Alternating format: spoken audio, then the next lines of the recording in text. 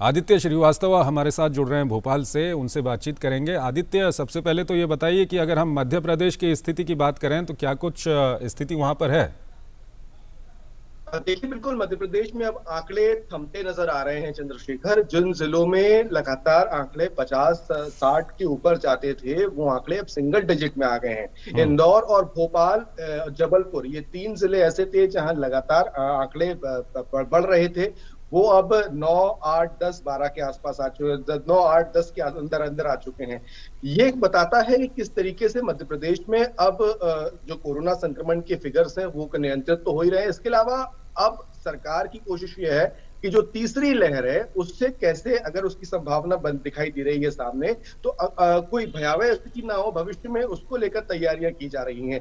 Oxygen, हमने देखा कि जो दूसरी लहर आई उस वक्त अस्पतालों में ऑक्सीजन की दिक्कत चालू हो गई। मुख्यमंत्री ने साफ निर्देश पहले ही दे दिए हैं और तैयारी ये चल रही है कि जो 33 जिला अस्पताल है पूरे मध्य प्रदेश में, वहां पर अपना खुद का संयंत्र हो अस्पतालों का, इस पर काम लगातार चल रहा है। जिन दवाओं की कमी दूसरी लहर के वक्त देखी गई थी, उनका स्टॉक किया जा रहा है। रेमडेसिविर इंजेक्शन की बात की जाए या तमाम उन दवाओं, जरूरी दवाओं की बात की जाए जिनकी कमी दूसरी लहर के वक्त देखी गई थी, उस पर काम चल रहा है। तो कुल मिलाकर मैं आपको ये बताना चाहूंगा कि मध्य प्रदेश में जिन चीजों की कमी तो दूसरी लहर के वक्त देखी गई थी, उस पर अब फोकस चल रहा है। स्कूलों की अगर बात करें, मुख्यमंत्री ने ये साफ कहा है कि जब तक तीसरी लहर की संभावना खत्म नहीं हो जाती है, तब तक स्कूल नहीं खोले जाएंगे। स्कूल की जो सिर्फ ट्यूशन फीस होगी, स्कूल वही ले सकते हैं। स्कूल की ट्यूशन फीस नहीं पढ़ाएंगे, इसके अलावा अतिरिक्त कोई फीस नहीं ली जाएगी।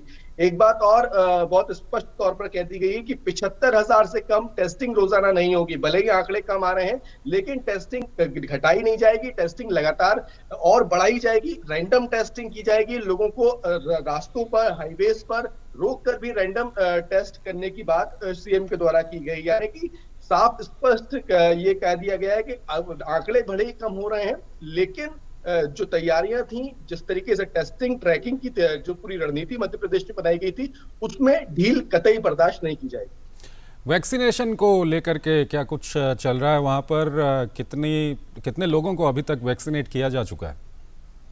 देखिए, वैक्सीनेशन में मध्य प्रदेश लगातार कीर्तिमान स्थापित भी कर रहा है। इंदौर, हमने आपको बताया कि 75% से ज्यादा वैक्सीनेट हो चुका है।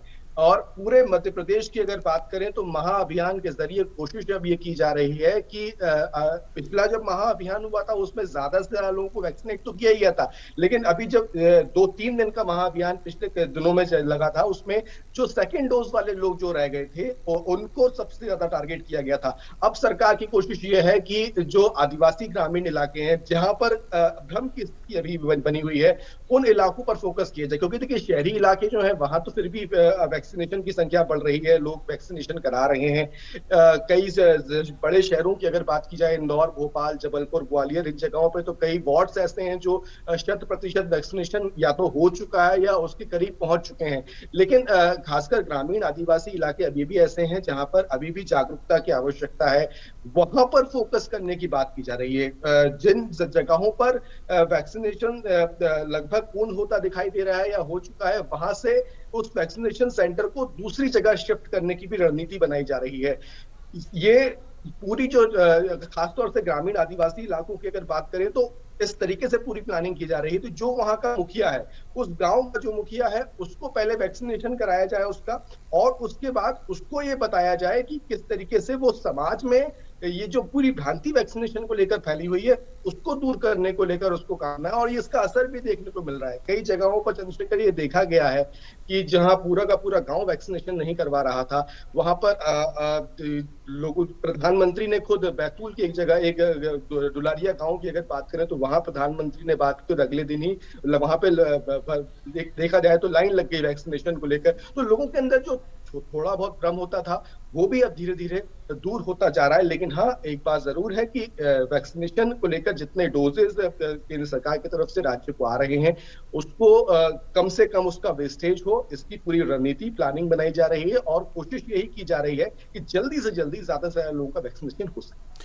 आदित्य, एक सवाल और है। जहां एक तरफ लोगों को सुरक्षित रखने की पूरी तैयारी है, वहीं दूसरी तरफ जो आर्थिक गतिविधियां हैं वो चलती रहें, लोगों का जो रोजी रोटी है उस पर कोई असर ना हो, इसके लिए अनलॉक की प्रक्रिया के तहत पिछले कुछ दिनों से हम देख रहे हैं कि लगातार रियायतें दी जा रही हैं।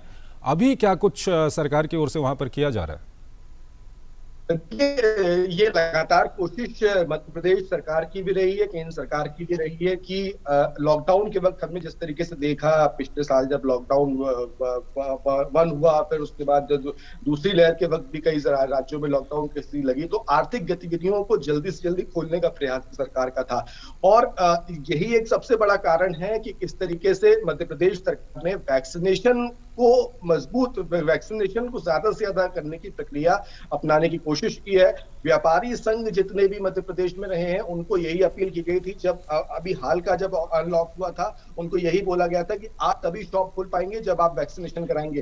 तो जिस वक्त अनलॉक हो रहा था उस वक्त तमाम व्यापारी संघ को तमाम बाजारों में वैक्सीनेशन कैंप्स लगाए गए थे। ये भी कहा गया था कि अगर दुकान तभी खुलेगी जो व्यक्ति वहां दुकान पे बैठा होगा तो वहां उसको वैक्सीनेट वो हो चुका होगा।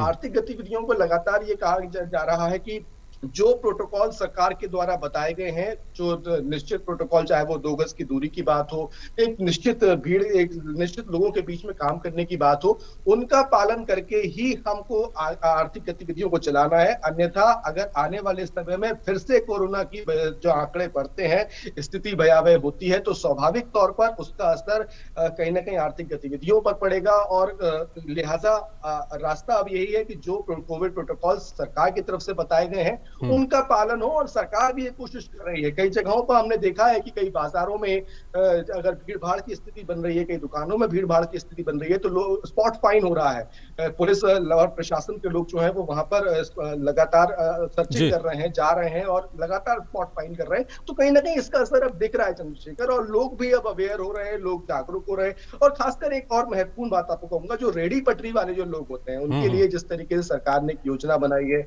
10,000 रुपए का ऋण उनको देने की बात थी, तो उसका भी मध्य प्रदेश में एक अच्छा खासा इंप्लीमेंटेशन देखने को मिल रहा है। जब ये योजना आई थी उसमें 10 लाख एप्लीकेशंस आई थी, जिसमें से करीब 6,23,000 लोग ऐसे थे जिनको पात्र माना गया, और 3,24,000 लोग ऐसे हैं जिनको 10,000 रुपए का ऋण इस योजना के तहत भी दिया गया है। तो सरकार न सिर्फ बड़े उद्योग एमएसएमई पर फोकस कर रही है, बल्कि राज्य में जो रेडी पटरी वाले हैं, ठेले वाले लोग हैं, सड़कों पर अपना व्यवसाय कर रहे हैं, कहीं ना कहीं उनको भी इस संकट से बाहर निकालने के लिए कोशिश कर रही है। ठीक है, शुक्रिया आदित्य आपका इन सब जानकारियों के लिए।